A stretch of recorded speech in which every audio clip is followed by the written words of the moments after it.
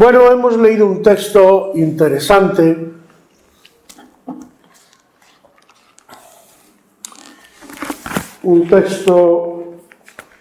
en Efesios 4, que entre otras cosas nos dice: revestíos o vestíos del nuevo hombre creados según Dios en la justicia y santidad de la verdad. Y hay un tema, el tema de hoy, hermanos, la verdad es que me parece, espero también que el Señor me ayude, me parece muy importante por los tiempos que estamos viviendo, por las cosas que están pasando. La gente tiene mucho miedo porque además es que están pasando cosas tremendas. Yo no sé si sabéis, por ejemplo, porque a veces aquí en Occidente hay cosas que también se hacen, pero están más en oculto. Pero, por ejemplo, en China, no sé si sabéis que en China tienen incluso una especie de campos especiales, algo parecido a los antiguos campos de concentración, donde a la gente, por ejemplo, los que creen en alguna religión, no solamente los cristianos, pero fundamentalmente los cristianos, evidentemente, les intentan reprogramar el cerebro para que piensen a la manera que ellos quieren, que es la manera, el que gobierna allí, el Partido Comunista, partido único, y quieren, evidentemente, que toda la gente pase por donde ellos quieren. Se están haciendo, el otro día hice referencia a algo, hay por ahí un israelí que se ve que está trabajando y que dice que es posible hackear el cerebro humano y, bueno, en definitiva, programar al ser humano para que haga lo que ellos quieren que hagan, y están en ello. Y todo esto yo también pienso que a las personas, me tropiezo con muchas personas que tienen temor, y no sin motivo en muchas cosas. Luego hay muchas personas, el ser humano realmente, David decía: ¿quién es el hombre para que en él pienses y tengas de él memoria? Realmente, como se suele decir, no somos nada, somos muy débiles, somos muy frágiles. Y el otro día os acordáis que os hablaba de las personas que han sido heridas de manera brutal muchas veces, sobre todo en la niñez, y eso te deja marcas, te puede dejar. Os acordáis que os hablaba de la caña cascada, ¿no? Todo esto, pues evidentemente a la gente, y todos tenemos algo, hay quien lo tiene más fuerte, hay quien lo tiene más débil, pero todos tenemos lo que se suele llamar un punto débil, algo que a ti te afecta de manera especial y que te hace frágil, que te hace débil, que te notas vulnerable. Y con todo lo que está pasando, con todo lo que está viniendo, pues es normal que mucha gente tenga miedo, y no solo miedo, sino que tenga también preguntas, porque claro, tú dices: bueno, sí, yo creo en Dios, pero ¿y si me cogen por aquí? Yo creo que todos los que creemos de verdad oramos y le pedimos al Señor que qué va a pasar y que a ver si nos puede librar. Las mayores, o mejor dicho, las oraciones que más se suelen hacer es: Señor, guárdanos. Señor, que a mí no me pase esto. Señor, que las circunstancias sean favorables, etc. Y a veces también esto nos lleva a no entender, a no comprender. Y Y yo tengo casos cercanos, no voy a dar nombres, pero dentro de mi familia incluso. A veces nos hacemos una idea de que Dios no nos va a hacer pasar por ciertas cosas y luego te sorprendes cuando Dios permite que ciertas cosas pasen en tu vida. Y no terminamos de entender. De hecho, hay gente incluso dentro de la familia cristiana que no terminan de entender, por ejemplo, por qué el cristiano tiene que sufrir, por qué el cristiano tiene que pasar por ciertas cosas. Y como digo, esto es un tema que nos afecta a todos y creo que es bastante importante porque afecta nuestra vida espiritual. Y hoy me gustaría, con la ayuda del Señor, ver algunas cositas al respecto de esto. Y voy a empezar, quizás, por Isaías. Tenía bastantes textos, pero quiero empezar con Isaías, luego iremos a la epístola que hemos leído hoy. Pero acordaos que lo que hemos leído es vestíos del hombre nuevo. Eso quiere decir, así de entrada, que hay un hombre viejo, o un ser humano viejo, y un ser humano nuevo. Y esto incluso también nos puede resultar raro a más de uno. Por ejemplo, me acuerdo, también hay un pasaje en la palabra donde Nicodemo, cuando el Señor le dice unas palabras que a él le resultan extrañas, tienes que nacer de nuevo.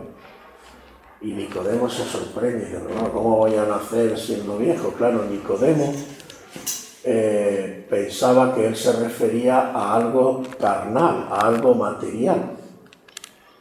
Pero evidentemente el Señor se refería a algo espiritual, como él mismo dice, las palabras que yo te hablo son espíritu y son vida.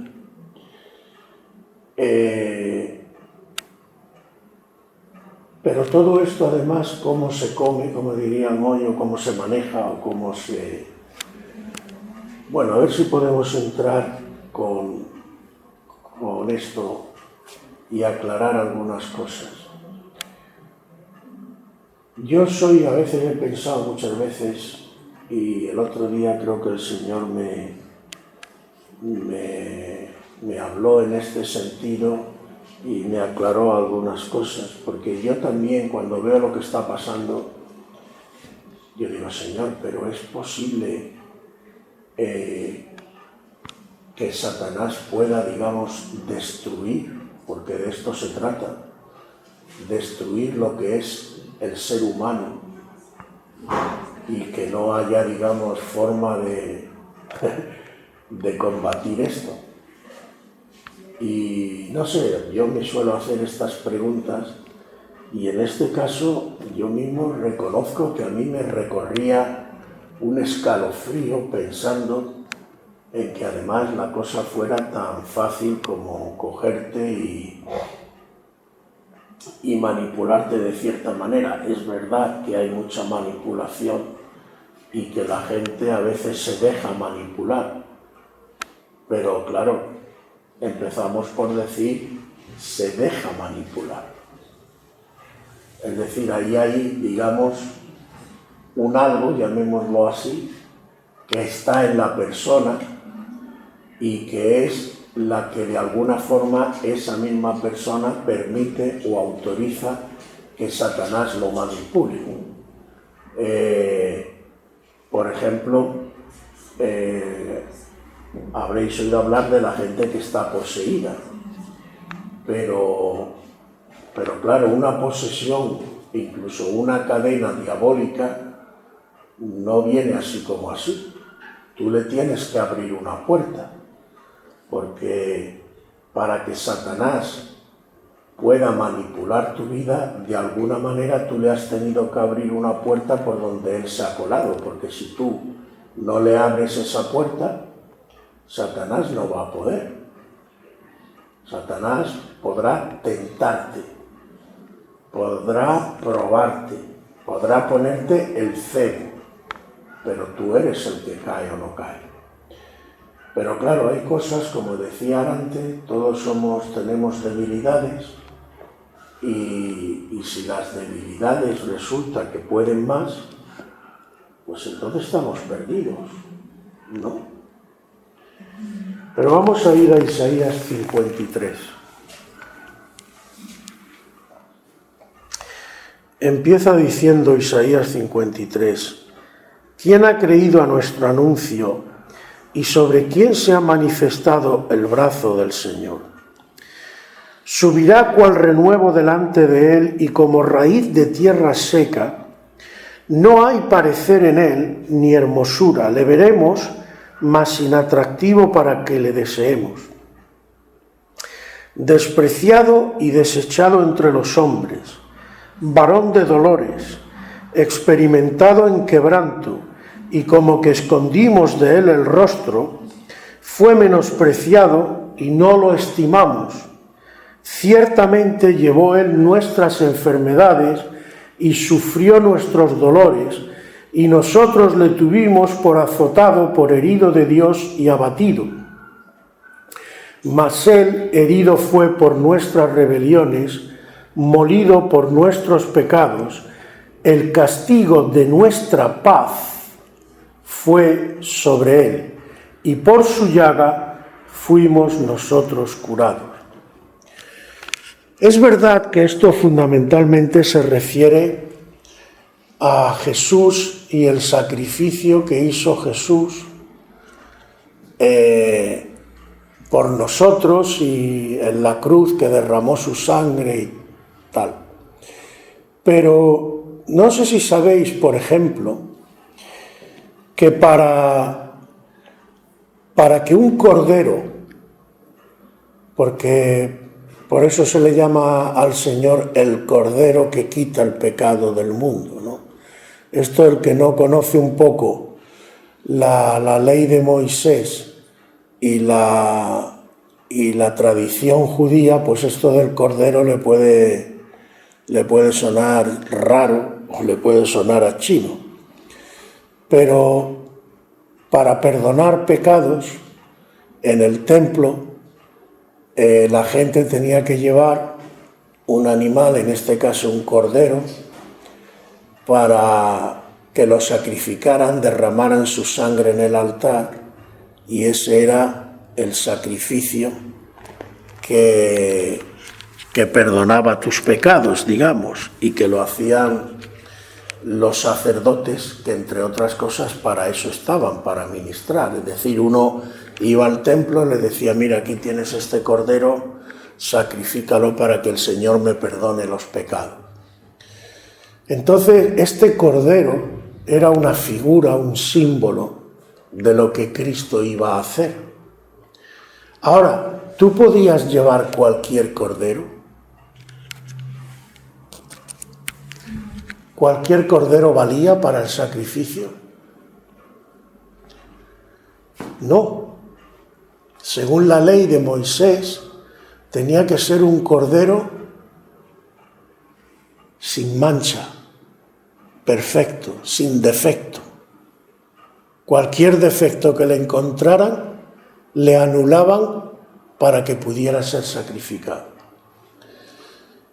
Bueno, ¿qué significa esto con respecto a Cristo en el terreno espiritual? Que Cristo como persona era perfecto, ¿no? Su carácter, su forma de ser, su manera de comportarse. Ahora, ¿en qué se demuestra que Él era perfecto como persona? Pues lo tenemos en Isaías 53, o sea, ¿cómo sabemos que Cristo era el adecuado para representarnos y para ser sacrificado? Pues es curioso, porque lo que dice aquí, y fijaos que antes en el 52 ha dicho, he aquí mi siervo será prosperado, será engrandecido y exaltado y será puesto muy en alto. Este siervo del que está hablando dice que será prosperado y engrandecido, pero lo que describe después, se te cae el alma a los pies. Este siervo, pero si este siervo nos dice aquí que será despreciado y desechado entre los hombres, lo van a despreciar, lo van a humillar. Varón de dolores. Lo único casi que va a conocer es el dolor. Ya casi desde que nace lo tienen que poner ahí como pueden, metido en el famoso pesebre o donde lo tuviera, porque bueno, era un establo aquello, y si hacía frío por la noche, pues un bebé ya empieza sintiendo el fresquete, y recién nacido. Experimentado en quebranto, y como que escondimos de él el rostro, fue menospreciado y no lo estimamos. Fue humillado, fue echado a un lado, después de nada más que haber hecho el bien. Y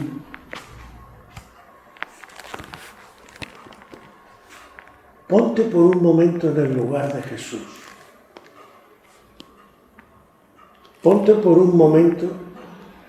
Es más, yo os recomiendo, si queréis, coger los evangelios y estudiar la figura de Jesús, cómo Él se comportó, cómo Él actuó, cómo respondió a todo lo que le pasó. Vais a aprender muchas cosas muy importantes y muy interesantes. Pero ¿era necesario que Jesús pasara por todo eso? ¿No bastaba con lo que le hicieron en la cruz? Que ya fue bastante brutal. ¿No bastaba simplemente con que a él lo hubieran matado? Yo qué sé, como al apóstol Pablo, cortándole la cabeza, ya está, lo hemos matado, lo hemos sacrificado. Pero resulta que según la ley, los corderos tenían que ser examinados, tenían que ser probados, para ver si cumplía la perfección requerida para el sacrificio al que iban a ser destinados. ¿Por qué? Porque ese sacrificio era especial, era para perdonar pecados y tenía que cumplir una serie de requisitos. Pero Cristo, además de perdonar nuestros pecados, Cristo tiene una cosa, bueno, tiene más cosas, pero en fin, desde el punto de vista de lo que hoy quiero ver, tiene una cosa añadida que es muy importante, porque cuando nos movemos en el terreno religioso, y hermanos, dejaos ya de religiosidad barata de verdad, centraos en Cristo, examinad a Cristo, y Cristo mismo es el que dice: yo he venido para que tengan vida, y vida en abundancia. Cristo no ha venido a instituir una religión como otra, ni a darte 4 normas para que tú cumplas, y a veces estamos obsesionados con esto. No. Cristo, en Él está la vida. Y es Él el que se ha dado por ti y para ti. Es Él el que habita en ti. Él es la fuente. Entonces, todos tenemos debilidades, sí. Pero ¿qué nos dice aquí Cristo?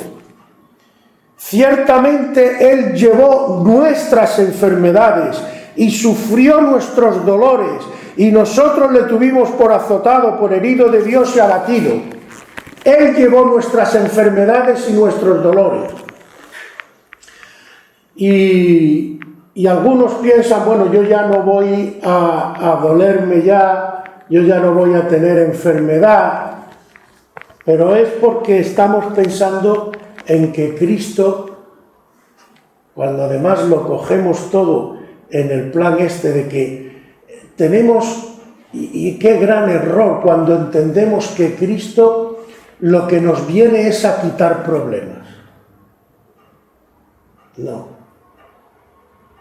¿Qué significa Él llevó nuestras enfermedades y nuestros dolores? Significa que cuando Él está en ti y tú tienes una enfermedad y tú tienes un dolor, Él lo lleva. Él lo lleva. Y tú notas su poder dentro de ti y tú te vuelves fuerte por Él. ¿Entendéis? Entonces, ¿qué ocurre? Que lo que Dios viene en realidad en Jesús no es a librarte de los problemas, sino a darte la fuerza, la fortaleza que tú necesitas para vencer los problemas, para pasar a través de los problemas, para vencer las circunstancias. Y el poder de Él es invencible. Entonces no tenemos por qué tener miedo a las circunstancias, venga lo que venga. Yo no sé lo que el mundo pretende, bueno sí, y lo que Satanás pretende, pero no va a poder. No va a poder, porque no hay nadie que pueda con Dios, no hay nadie que pueda con Jesús. ¿Está claro esto? Entonces, podría seguir mucho más, pero no quiero hoy alargarme demasiado. Vamos a la epístola, lo que hemos leído.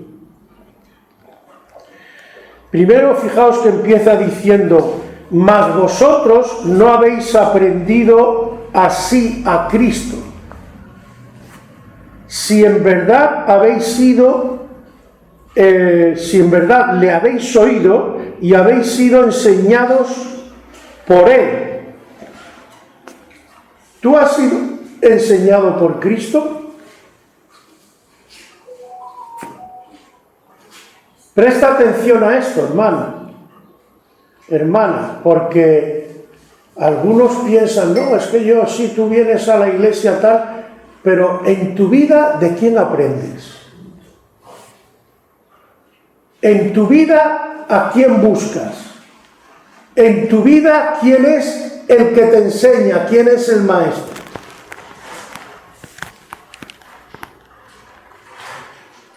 Tú dirás a lo mejor, bueno, el que enseña en la iglesia, el pastor, y de vez en cuando, pues alguno que invita. No, hermano. La comunión con Cristo, Cristo dentro de ti, esa es la clave de todo. Pero sigamos. Tú tienes que buscar ser enseñados por Dios. Esto es importantísimo. Dice, en cuanto a la pasada manera de vivir, despojaos del viejo hombre. Ese hombre, que todos llevamos dentro, está roto, está viciado, está contaminado por el pecado. Y por eso, entre otras cosas, somos débiles. Y cualquier cosita, nuestros pensamientos enseguida puede venir Satanás, y de ahí viene el famoso típico pesimista y optimista, ¿no? Porque, como veremos ahora más adelante, versículo 23, dice, bueno, en cuanto a la pasada manera de vivir, despojaos del viejo hombre que está viciado conforme a los deseos engañosos. Y dice ahora, y renovaos en el espíritu de vuestra mente. Renovaos en el espíritu de vuestra mente. ¿Cómo está el espíritu de tu mente? Tú lo ves todo negativo, tú ves que esto no va a poder ser, tú ves que mira los problemas que tiene, tú ves... Entonces, el espíritu que guía tu mente, la lleva, te dirige. ¿Por dónde? Porque a veces pensamos que es la mente, que es el cerebro. No, hermano. Esto es un problema espiritual. Nuestra mente tiene que ser renovada. ¿Por qué? Porque donde está el problema no es en tu cerebro y en tu mente, sino el espíritu dentro de ti que guía esa mente. Ese es el que está tocado. ¿Y quién es el único que puede restaurar? ¿Quién es el único que puede fortalecer? Tu espíritu.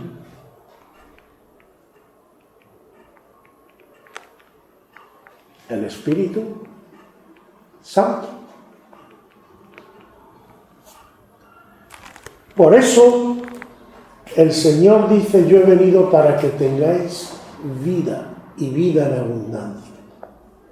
No dice en otro sitio en el Evangelio de Juan: en él estaba la vida y la vida era la luz de los hombres. La luz no viene por el mucho pensar. La luz viene por la comunión con el Espíritu. Y el Espíritu te proporciona la luz. Y a través de su palabra, en su palabra, con la luz del Espíritu, tú vas a conocer la verdad de Dios. Por eso el Señor dice: permaneced en mí. El que está en mí y permanece en mí conocerá la verdad, y la verdad le hará libre. ¿Veis cómo todo cuadra?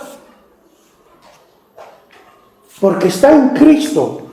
Entonces, que tú eres débil y te sientes débil, yo también. Pero Cristo no. Y Cristo me ha demostrado con su vida entera, por eso digo que estudiéis la vida de Cristo. Cristo fue probado en todo, pero sin pecado. Fue estrujado, machacado, pero no pudieron con él. Venció. Y lo que Cristo quiere transmitirte no es que librándote de problemas y de circunstancias, tú vayas a tener paz. No. Es al contrario. Y eso lo vamos a ver en otro texto que también es importante. Que está en... hemos leído Efesios, creo que era en Filipenses, me parece. Sí, en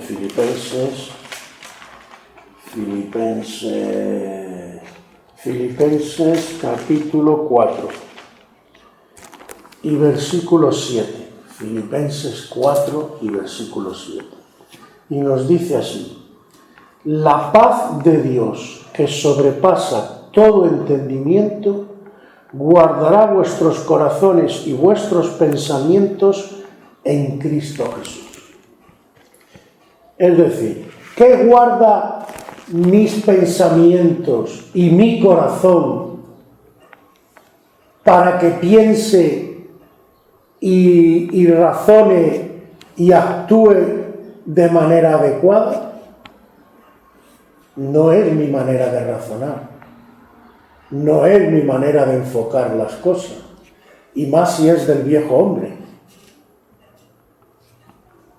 Lo que la guarda es la paz de Dios. Dicho de otra manera, cuando tú por la fe reposas en Cristo, en su poder y en que Él está dentro de ti y Él será el que te dará las fuerzas y lo que necesites para enfrentar las situaciones, sean las que sean, esa paz te lleva a razonar, ese reposo en Él, esa confianza en Él, ese saber, estar cierto, estar seguro de que es Cristo en ti y no tú luchando por ti mismo, aunque Cristo te dé las fuerzas.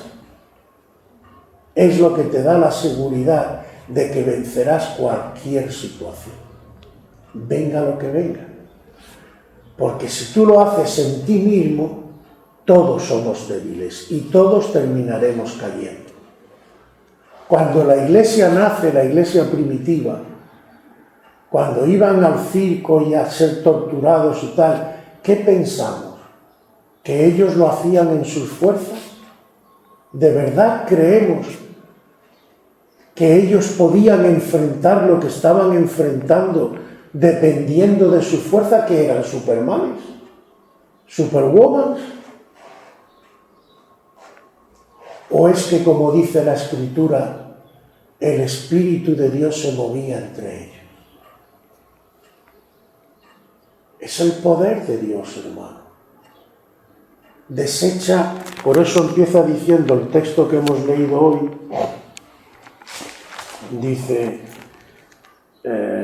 teniendo el corazón entenebrecido por la dureza, a ver dónde estaba lo de la ansiedad, ahora dice, vosotros no tenéis por qué estar ansiosos, no tenéis por qué estar en un estado de estrés, hermano. Esto es lo que a veces confundimos, incluso también en la iglesia. No se trata de estar tocando las castañuelas todo el día. Esa falsa alegría, eso de decir, ay, el cristiano tiene que estar siempre. No, los tiros no van por ahí. Pero una cosa es que tú no estés siempre tocando las castañuelas y otra cosa es que tú estés estresado, angustiado y como qué va a pasar y qué no va a pasar y que eso no es de Dios, hermano. Que el mundo está muy mal, ya se sabe, y que irá peor, ya se sabe, lo dice la Escritura. Pero el que tiene que ir a peor es el mundo, no tú. Tú estás en Cristo, tienes a Cristo en tu corazón, mantente en la paz del Señor. Descansa en su presencia, descansa en que Él te ama. No dice en otro sitio, y vemos como todo cuadra, el amor cubrirá multitud de pecados. Los pecados que están en ti, el amor de Cristo viene, te cubre y te da fuerza. Su amor es un poder dentro de ti, para que te sientas amado, para que te sientas bien, sabiendo que Dios no está tan pendiente de tus fallitos y de tus debilidades, sino al contrario, yo te daré la fuerza. Confía en mí, hijo mío, confía en mí, hija mía, estoy contigo. Soy yo quien te mantiene. Yo te amo y te amo de verdad. ¿Por qué estás así? Es más, te voy a decir más. No te preocupes ni siquiera, bueno, es que he metido la pata, ¿cómo Dios me va a amar si he metido la pata? Pero ¿tú qué te crees? ¿Que Dios te ama solamente cuando no metes la pata? ¿No será más bien lo contrario? Dios te ama aunque metes la pata. Y si te tiene que corregir, ni siquiera te preocupes por ello, ya te corregirá con amor. Te corregirá para que aprendas, pero no te va a dejar, salvo que tú lo dejes. Ese es el verdadero problema. Si tú lo dejas y tú entras en lo que se llama apostasía, es decir, que te apartas de Dios y renuncias a Él, entonces, bueno, es tu decisión y Dios la respeta. Pero como nos dice, por ejemplo, en Hebreo, mientras que mantengamos la esperanza del principio, la fe, y mantengamos nuestra confianza en Dios, Dios no te puede dejar, es imposible, porque entonces Dios sería infiel. Y Él mismo nos dice que aunque nosotros le demos la espalda, fíjate lo que dice, Él permanece fiel. Luego, si le negamos, Pues como está escrito, arriba él nos negará delante de su Padre, porque dirá, bueno, yo he intentado, pero este no. Pero él permanece fiel, incluso en el extremo. Siempre te está dando oportunidades. Ahora, si tú no le dejas, no hay nadie ni nada que te pueda apartar de él. Es imposible.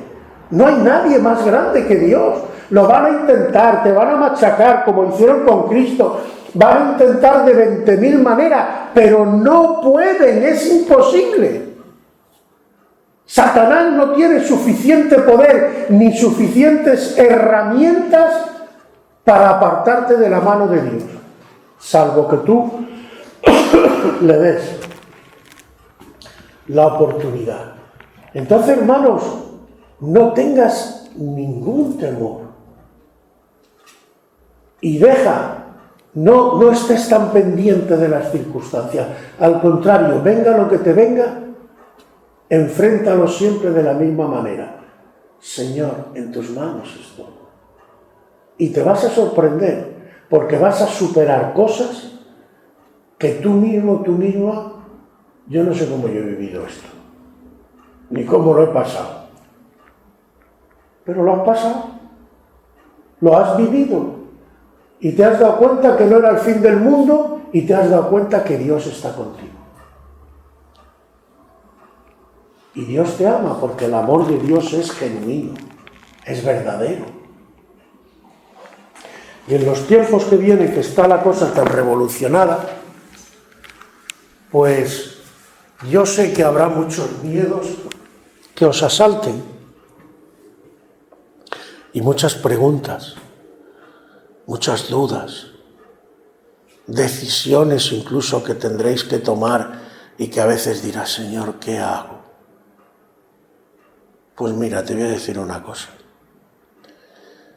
Es bueno que le pidamos sabiduría a Dios, pero aun en eso no tienes por qué estar ansioso. Si tú te equivocas, pero de forma honesta, ¿qué piensas? ¿Que Dios te va a dejar que te estrelle? Entonces, ¿qué clase de amor tiene Dios? Si tú eres sincero y si tú vas de verdad con Dios, no tengas temor de nada. Porque hasta cuando metemos la pata, vuelvo a decir, Dios ya nos corregirá y nos pegará el tirón de oreja que haga falta y nos dirá, mira, hija mía y tal. Pero a veces también, hermanos, Dios permite ciertas cosas para que veamos, a ver, ¿qué te ha pasado? Ay, Padre, pero es que no sé qué. Que yo te sigo amando. Que los tiros no van por ahí. Que tú a mí no me tienes que demostrar nada, porque yo ya sé que si yo te dejo caes. Porque no hay nadie. Solo Cristo enfrentó todo lo que enfrentó y lo venció como lo venció. Porque solo Él es perfecto. ¿Pero hay alguno de nosotros que sea perfecto? Es que, y además nos comparamos unos con otros. Es que tú fíjate, yo veo a fulanito, a fulanita, y él en estas cosas no cae. No, en esas no, pero a lo mejor tiene otras por ahí que a saber por dónde. No, hermano, todo esto son pensamientos nuestros. Por eso, y recalco, tenemos que ser renovados en el espíritu que guía nuestra forma de pensar, para que todo pensamiento vaya cautivo a la obediencia a Cristo. Es decir, nuestra mente, nuestro cerebro, no es más que otro instrumento, pero aun ese instrumento, aun nuestra mente y nuestro cerebro, tiene que estar sujeto a algo. No puede ir por su cuenta. Y no puede depender de nuestra alma, porque nuestra alma lo lleva por donde la carne quiere. Entonces, ¿de quién tiene que depender nuestro cerebro, nuestra mente? Del Espíritu que lo guía, y ese Espíritu se tiene que renovar, ¿cómo?